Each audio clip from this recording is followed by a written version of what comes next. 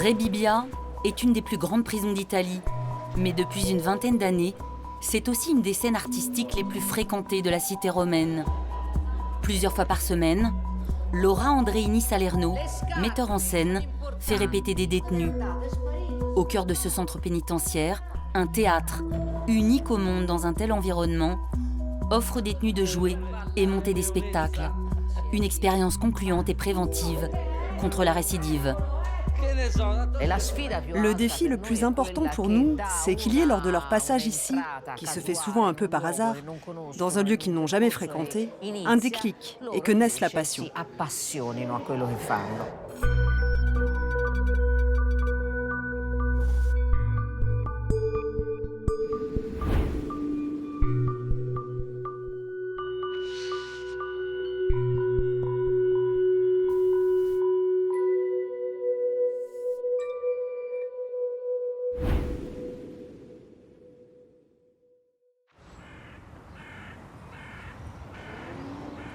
C'est une forteresse. Plantée au nord-est de Rome, la prison de Rebibbia, ceinturée par des murs de béton et de barbelés, accueille 1600 détenus.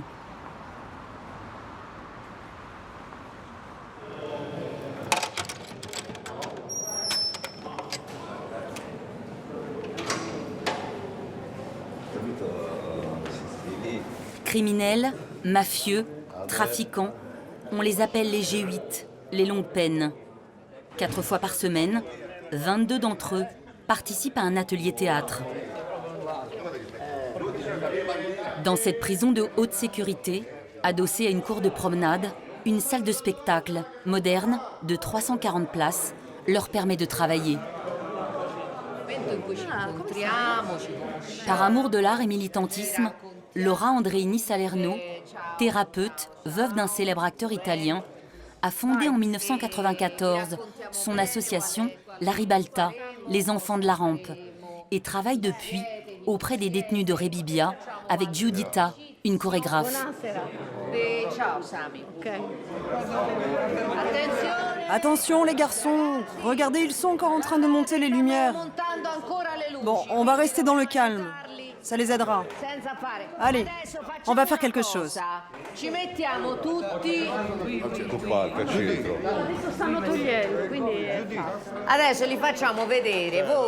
Bon, alors, je ne sais pas si vous avez compris, mais on va commencer le cours. On va travailler des exercices sur le mouvement de votre corps. Vous devez en connaître toutes les dynamiques. Comment il fonctionne, comment il bouge, comment on se sent à l'intérieur de son corps. Ceci est très important. Allez, enlevez tous ces cubes. Il faut se sentir libre.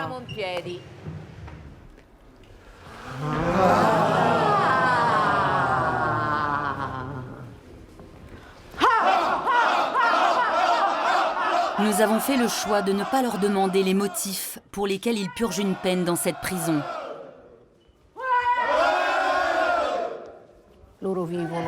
Ils vivent enfermés et ils perdent la notion de leur propre corps. Pour eux, le corps est un peu un tabou. Et on enseigne au théâtre à utiliser son propre corps comme un instrument. L'acteur utilise son corps comme un instrument. On a conscience que leurs corps sont malmenés, mais ce sont aussi des corps qui ont blessé. Ils ont accompli des gestes extrêmes. Ce sont des corps qui portent tous la mémoire de grandes souffrances. Et donc la chose la plus difficile pour eux est de revenir au contact, d'une intimité avec eux-mêmes. Ok, c'est bon. Bravo. Bon, ça c'était des exercices et des mouvements pour se sentir bien.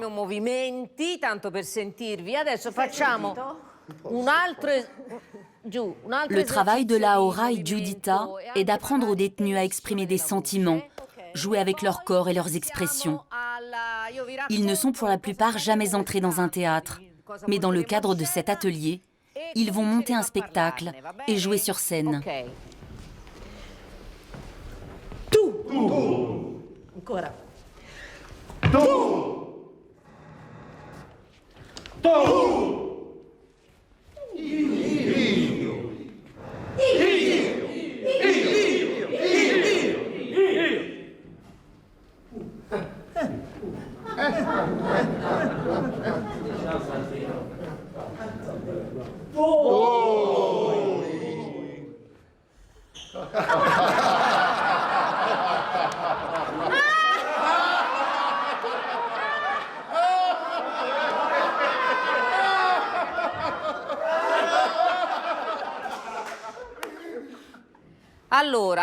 Alors, l'histoire que nous voulons raconter cette année est une histoire extraordinaire.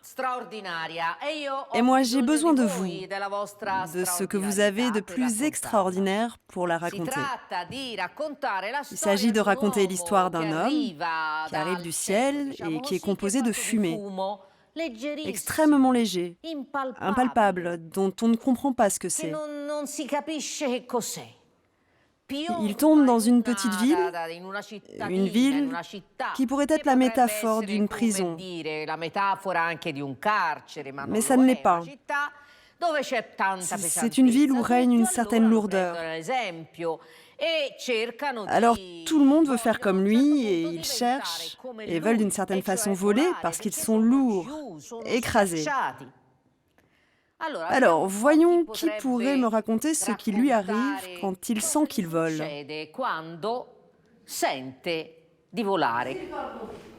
Santino, Moi, je vole. C'est de l'émotion.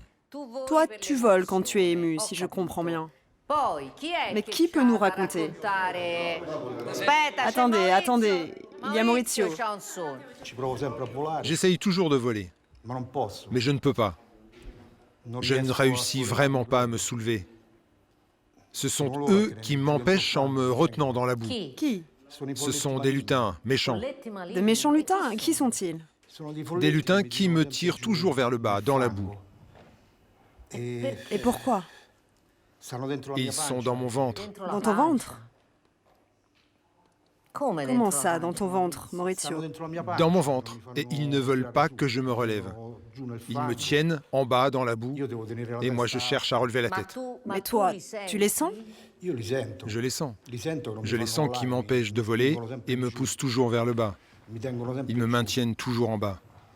Dans cette boue, je cherche toujours à relever la tête, à la garder haute, au-dessus de cette boue pour respirer, pour ne pas mourir. Mais le ciel, je le vois. Ok. Par contre, vous sentez que ce rêve est dramatique. Mais l'espoir existe, parce qu'il y a le ciel. Maintenant que nous nous sommes racontés ces rêves, on va faire un moment de pause.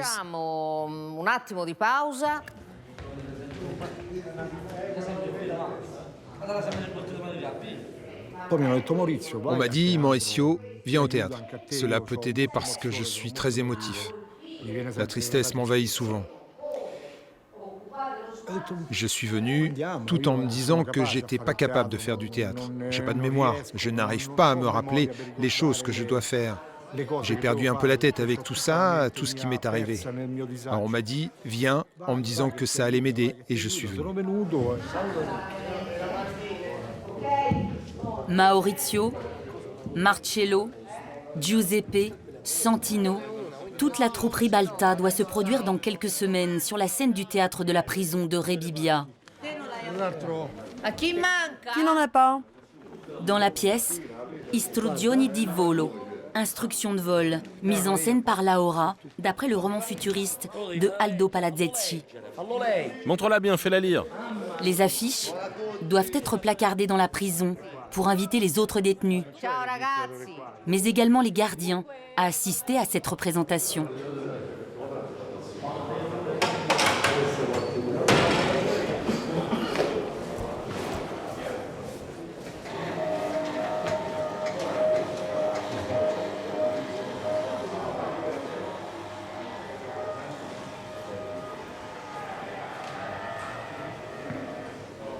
Après quelques heures passées sur les planches, les détenus du G8 regagnent leur quartier. Retour à l'isolement, mais aussi à la promiscuité, avec des compagnons d'infortune.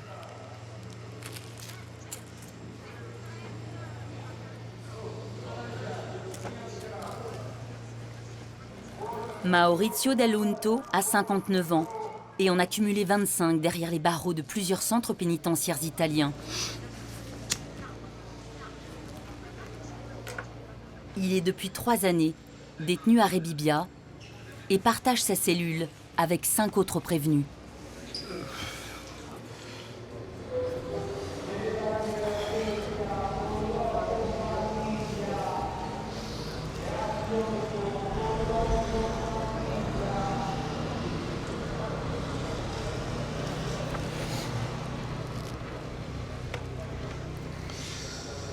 On est isolé, loin de nos familles et sans affection. La vie en collectivité dans cette pièce, c'est pas quelque chose qu'on a choisi. Tous ceux qui sont ici sont des personnes qui souffrent.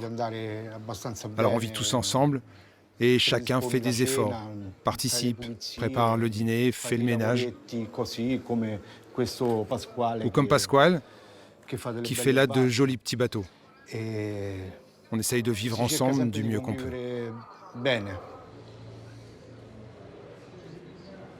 Vivre en prison, une peine infinie. Chaque détenu du G8 tente de faire du temps qui passe un moment salutaire, honorable. Pour ne pas rester en cellule, les plus curieux s'initient au théâtre. Les volontaires demandent à travailler.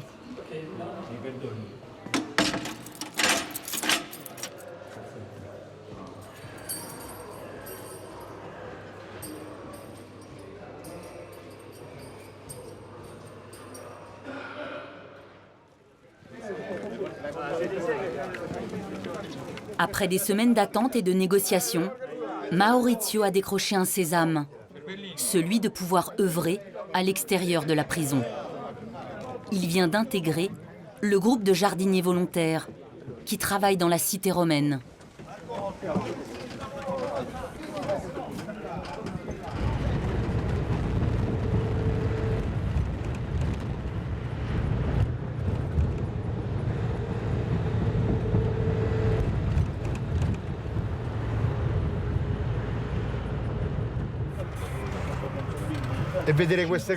Voir tout cela, les voitures, les gens, les scooters, c'est super beau.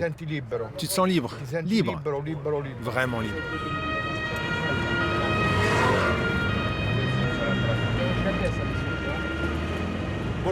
J'aimerais tellement faire ce trajet à pied, mais cela n'est pas possible. Quand je pourrai le faire, c'est que je serai vraiment libre. Mais comme ça, c'est déjà bien. C'est bon quand même.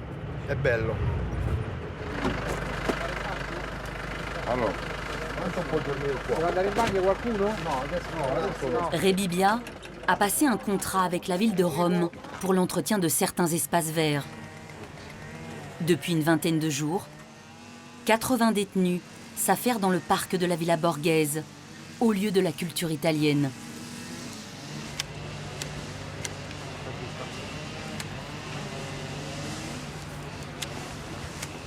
Nous sommes tous volontaires pour ce travail et nous ne sommes pas rémunérés. Mais c'est magnifique parce que nous pouvons montrer aux gens que comme ça, nous remboursons notre dette.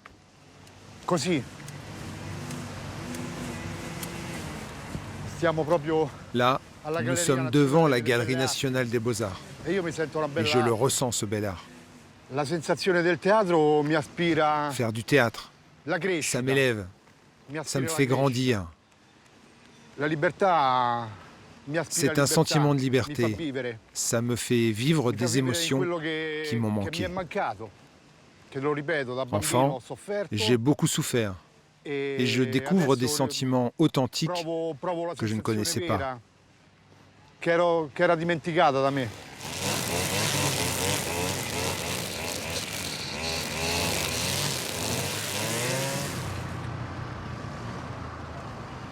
La majorité des détenus du G8 travaillent dans l'enceinte de la prison. À la brûlerie de café, dans différents ateliers ou les cuisines. Chaque jour, on y prépare des dizaines de repas vendus et livrés aux collectivités voisines.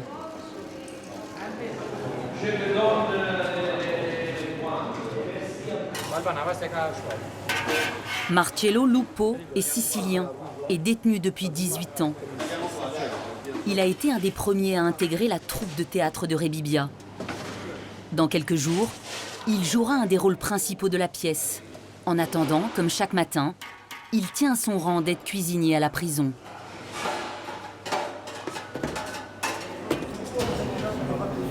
Ça fait passer le temps. Vous savez, en prison, il faut faire passer le temps. Ce travail, il ne me déplaît pas, mais bon, ce n'est pas vraiment ce que j'aurais choisi. J'aurais préféré autre chose. Le théâtre, ce n'est pas un passe-temps. Le théâtre, ça t'apporte quelque chose de culturel. Ça te donne quelque chose en plus. Tu lis, tu apprends la gestuelle. Tu fais quelque chose de différent. Ici, je gagne un petit quelque chose. Mais quand je fais du théâtre, je le fais gratis. Mais on n'a rien sans rien.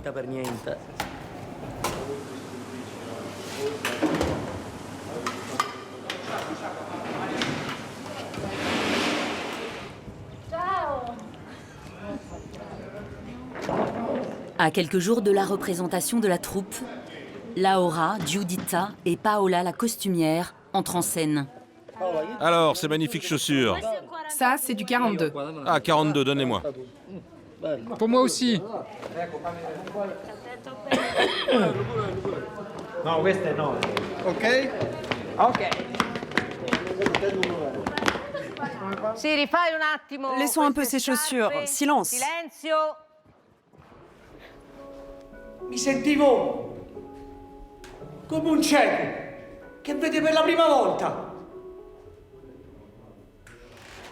È un uomo ed è veramente di fumo. Voi siete, signor Perelà, un essere eccezionale, un uomo purificato da ogni zozzeria umana. Devo presentarvi alle persone che contano e curerò io i vostri interessi. Non. Devo presentarvi alle... Oh, stiamo però... Oh, ça va, arrête. Allez, on continue. Pourquoi tu m'entraînes par là? Non, Marcello, excuse-moi. La sortie de Marcello est plus lente. Sì.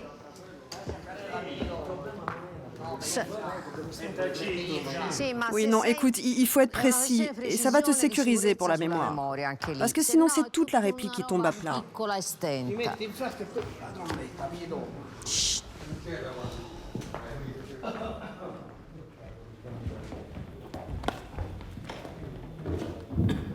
Nous prenons la responsabilité de donner à ces personnes cette possibilité de donner à leur tour quelque chose.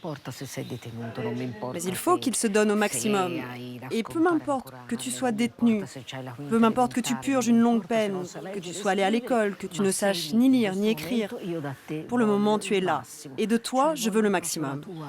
Je veux de toi de l'émotion, du cœur, de l'esprit, tout ça, là et maintenant. Ok. Fais voir si ça se ferme. Ça ne se voit pas. Très bien. Non, laisse. Ne perdons pas de temps. Non c'è dubbio. È un uomo ed è veramente di fumo. Voi siete, signor Perelà, un essere eccezionale, un uomo. Non, je t'ai dit pas maintenant. Un uomo purificato da ogni zozzeria umana. E non c'è nulla da temere. Mais ne te mets pas derrière. C'est amusant que tous voient qu'en enlevant ta veste, il y en a une autre dessous tout à fait pareille. Si tu te mets derrière lui et tu dis que c'est un être exceptionnel, tu enlèves tous les faits. Vous êtes un être exceptionnel. Tu enlèves ta veste, tu vas vers lui, et là tu lui dis, il n'y a rien à craindre. Attends, c'était comment là? Il faut que je relise. No, perché dicevo un'altra cosa. Allora, non c'è nemmeno Vous êtes Monsieur Perelà, un être exceptionnel, un homme purifié de toutes les salissures humaines. E non c'è nulla. Tu fais ça après avoir dit purifié de toute salissure humaine. Tu as compris? Voi siete, signor Perelà, un essere eccezionale, un uomo purificato da ogni zozzeria umana.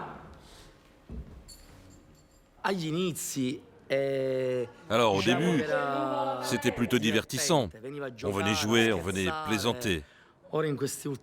Mais ces derniers jours, c'est devenu un travail. Un travail fatigant. Nous avons fait des répétitions jusque 10 heures du soir.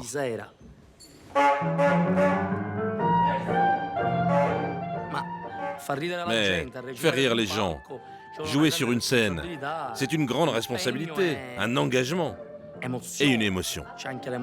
Il y a de l'émotion parce que tu ne sais pas si tu vas y arriver, tu ne sais pas si tu vas te tromper. Et le résultat, ce sont les applaudissements.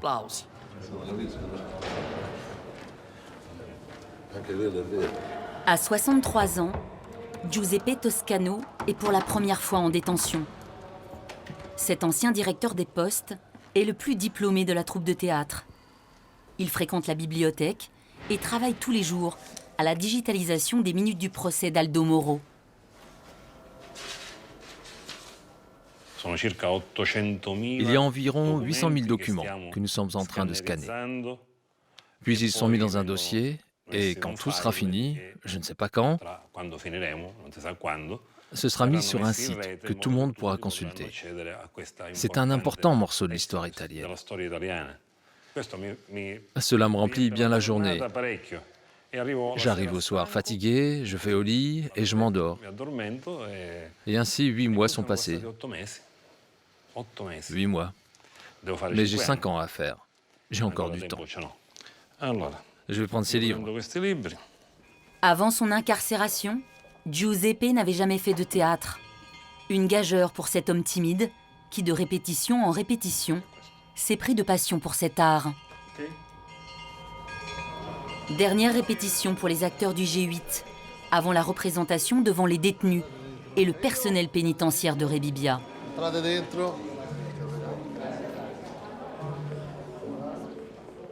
Giuseppe vient d'apprendre que sa maman est hospitalisée et dans un coma irréversible. Ces drames de la vie rappellent à tous ici qu'ils sont coupés de l'extérieur et loin des leurs.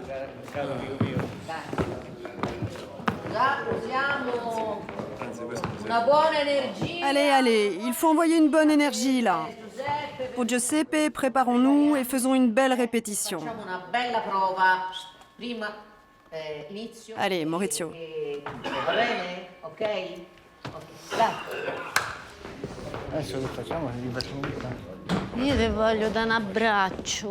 Viens, viens dans mes bras que je t'embrasse. Je sais ce que ça fait. J'espère arriver à temps pour la voir. Je suis très ému de voir la solidarité de mes camarades et toute l'affection qu'ils me manifestent. Dans un moment comme ça, c'est bon de sentir qu'on est soutenu, même si ça reste très douloureux. Je vais donner le meilleur de moi-même, en pensant très fort à ma maman. Elle aurait été contente de me voir.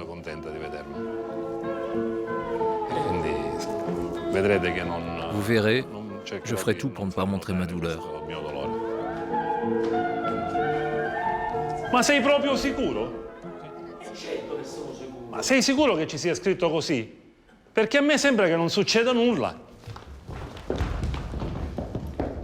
Fiducia e ottimismo. E non si può certo pretendere che accada tutto subito. Con pazienza e perseveranza, vedrai che anche noi riusciremo a diventare leggeri. Sono settimane che ci vediamo di nascosto e che tu continui a consultare le carte e dici sempre che sia la volta buona. Ma vedi te, se siamo riusciti a staccarci di mezzo metro. Siamo stufi di chiacchiere. Fatti, sì! Sì, fatti! Vogliamo volare! Volare, volare, volare! C'est trop infantile. Vous devez être plus convaincant. Vous exigez des faits, oui, des faits. Nous voulons voler, voler, voler. Sì, volare, volare, volare, volare, volare, volare, volare, volare, volare, volare, signori! Ma che cavolo! Que diable! Siete diventati pazzi! Vous êtes devenus fous! L'énergie de Laura et son travail auprès des détenus ne se limitent pas à l'enceinte de Rebibbia. Cristina, excusez-moi, je ne peux pas ouvrir la porte. Merci. Cristina et Emanuela sont les filles de Giuseppe. C'est par téléphone et l'intermédiaire de l'aumônier qu'elles ont prévenu leur père de l'hospitalisation de sa maman. Dans des périodes un peu singulières comme celle-là, Laura vient donner des nouvelles de ses élèves à leur famille.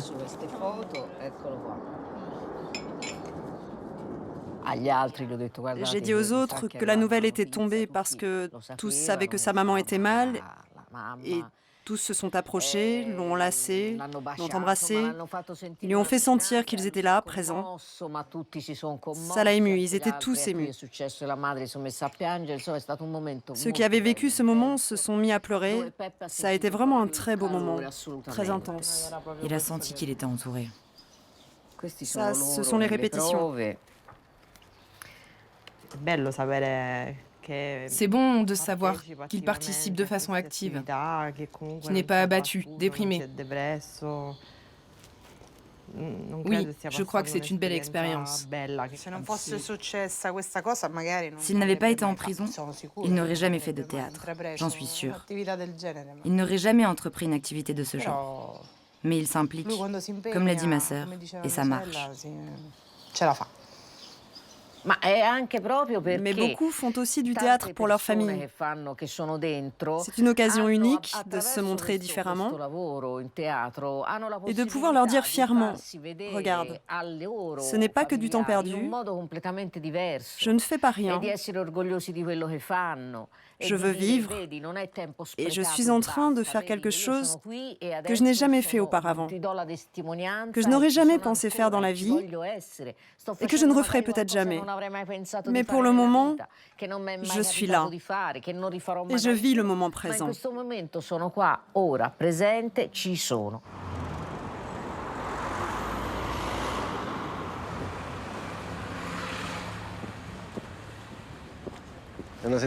C'est une sensation étrange de revenir ici en tant que civil et non détenu.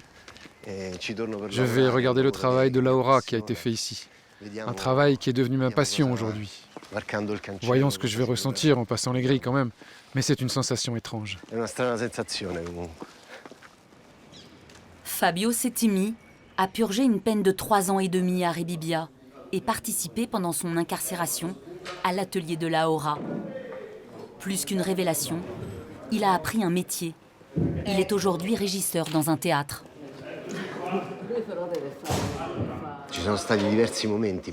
J'ai eu de bons moments ici. Je me souviens surtout du spectacle que j'ai fait en présence de ma famille. Ma famille est venue me voir ici. Il y avait mes enfants, ça a été une émotion incroyable, parce que je ne les avais pas vus depuis très longtemps. Et voir mes enfants me regarder faire un spectacle, ça a été difficile, très difficile, mais incroyablement émouvant. C'est le grand jour pour la troupe des acteurs de Rebibbia. Et la pression est bien là.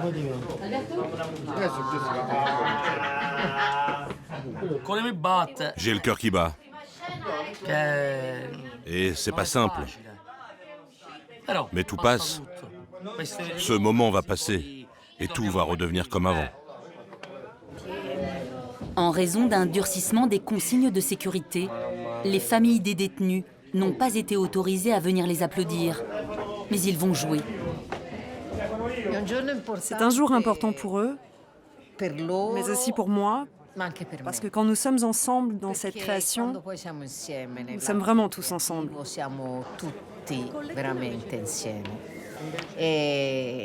Mais ce n'est pas cet aboutissement qui compte le plus, c'est le voyage qui a été fait.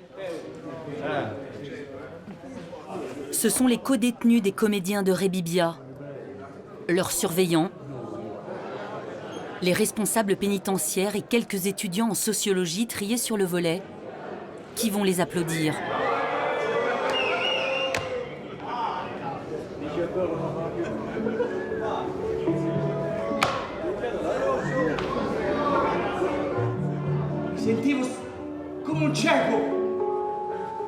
Malgré le chahut et l'excitation,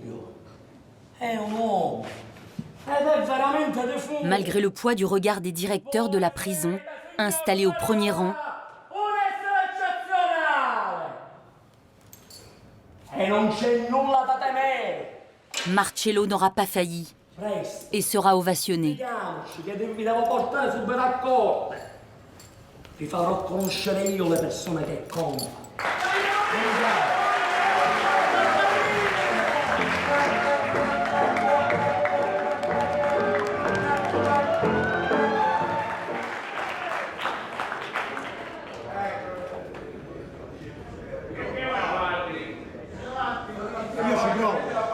Le temps de cette représentation,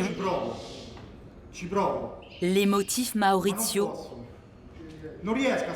aura certainement réussi à s'échapper, à voler. Ma lo vedo il cielo, lo guardo sempre da qua e lui guarda me.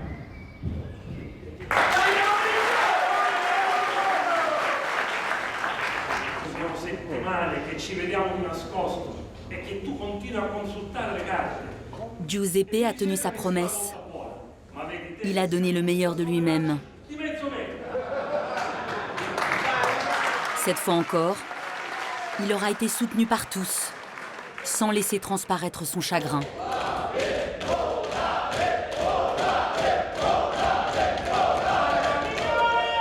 La veille, il a appris le décès de sa maman,